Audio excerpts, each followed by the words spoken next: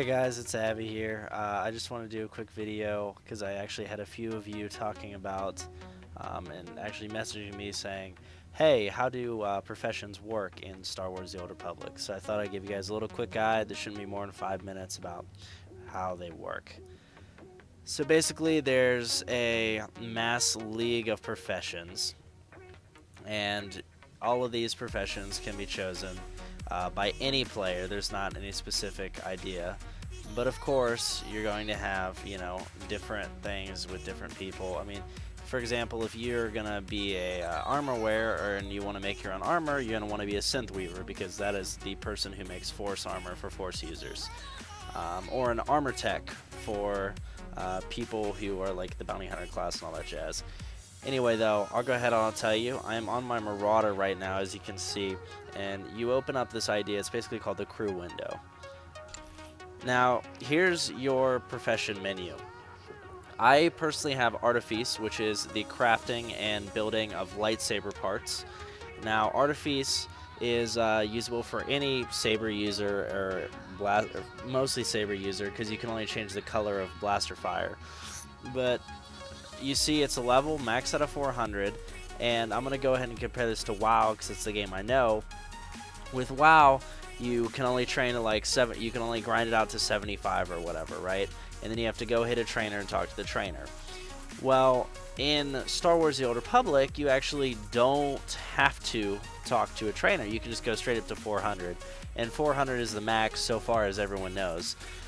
So this is your crew window, and you'll eventually get crew members based on your main storyline progression, right? So right now I'm level 32. I've probably progressed through about an act of the story, and I have 3 crew members.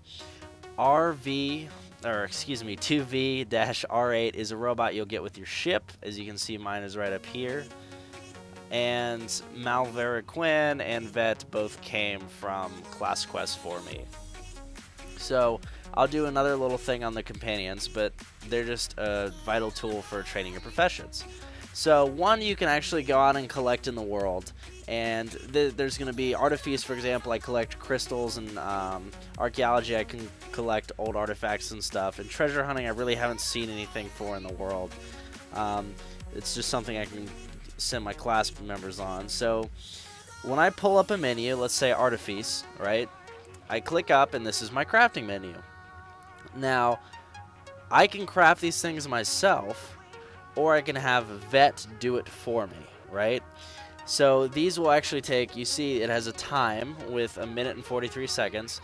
That is the time it will take Vet to take this blue pearlescent crystals, provided I have the mats, go craft it, bring it back to me, and I still get the skill up. So it's a good way to do it, or rather do your crafting while you're leveling. For example, I always have Malvera Quinn out because Quinn is my healer, right? And that's quintessential for me. Haha. But that is a big part for me because I have no heals as a Marauder. So I'll have Vet and 2V-R8 doing tasks for me while I'm out.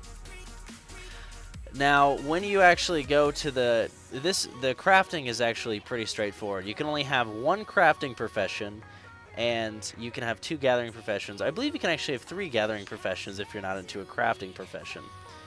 So I'm actually going to use an example with Artifice. One nice thing about crafting professions is they added reverse engineering. So I can pull up my inventory here, and I just had Vet make these hilts a couple minutes ago, right? I can reverse engineer these hilts and crystals that I just had Vet make by right-clicking, and my guy will reverse engineer them, and I will actually get mats back. It's not going to be something significant where you can just level up your crafting off of the same mats, but it just gives you a little something back, that you can use in future referencing. So it's kind of nice with all the crafting professions. I believe this is possible. So I'm going to go ahead and finish these off. Now, when I do have a crew task, for example, let's say I want to do some treasure hunting leveling, excuse me. So all I have to do, I can be doing a quest or whatever. I'll pull up my companion menu within, and I can click on treasure hunting. Now, there's different mission tiers you can see up here. There's 10 to 16, let's see, 10 to 16, 17 to 24, 25 to 32, 33 to 40, 41 to 48, and 49 to 50. Now these mission tiers will increase in difficulty and obviously give you better quality items depending on your crafting level. You obviously want to do the higher up missions.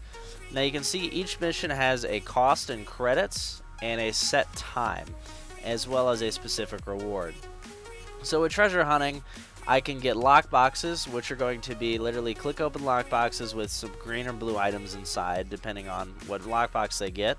Companion gifts, which I can give to my companions for affection. And gemstones, which I can actually use in crafting my lightsabers. So let's say I'm just going to put her on a lower level mission for this purpose. So I want her to do this dig it quest, right? So I'll send her, and then you see she has a time limit in which she is actually inaccessible to me. I can't summon her or do anything with it until she's actually completed or failed the task. Now, I want some archaeology done, so I'm going to go to R2V8, or V, gosh, that's going to kill me. So I want some grade 1 power crystals. So now he's going to be doing his quest. Now I can summon Quinn if I want and use him as a companion, right? While these other two companions are actually out doing my crafting. Or I can actually send Quinn on a crafting quest. So let's say I want him to make a blue perilous crystal, or a yellow critical crystal. So I'm going to send him to do that. And there you go. They're all crafting, and I can just continue doing whatever I want to do while they're doing it. It's actually really handy and really useful. A lot of people consider it a little cheapo, but do note that while I'm level 32, the level cap is 50, and I've been leveling my professions pretty diligently, and I'm only, you see, 130, 172, and 139. So it's going to take a lot of extra time and a lot more time if you do it with just your companions instead of going out and farming the stuff yourself. But it's a decent alternative, and it doesn't force you to go back and gather those after you've hit high level. Now, each companion, you can see, has a specific bonus right here.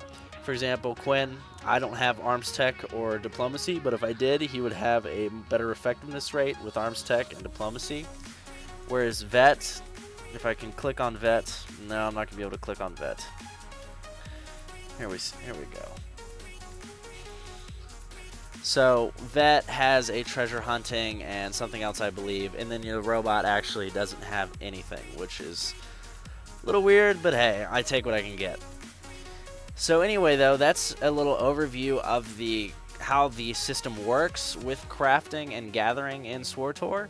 If you guys have any further questions, go ahead and post them in the comment box below this video, and I will definitely answer them for you. If you have any other future ideas or any guides you want to see, or if you're thinking about buying SWTOR but don't know due to some mechanic, please let me know, and I'd love to give you guys a little insight on it. But until then, guys, hope you enjoyed this video. As you can see, that's almost back. So she'll come back with my rewards here in a second. But anyway, guys, I hope you enjoyed this video, and I hope it gave you a little more insight into the crafting system of SWTOR and how it actually works. Until next time, guys, it's been good. Abby's signing out.